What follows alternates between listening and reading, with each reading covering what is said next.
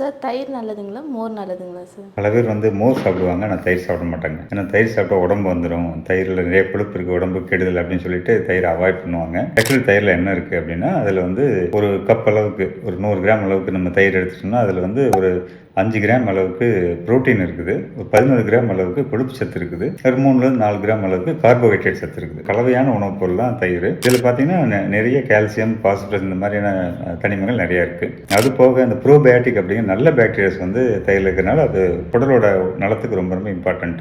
மோருக்கும் தயிருக்கு என்ன பெரிய வித்தியாசம் அப்படின்னா, அதில் கொழுப்பு சத்து கம்மி, நீர் சத்து அதிகம். இதுதானே தவிர மற்றபடி தயிரில் இருக்கிற எல்லா விதமான மற்ற சத்து பொருட்கள் எல்லாமே மோர்லையும் இருக்கு.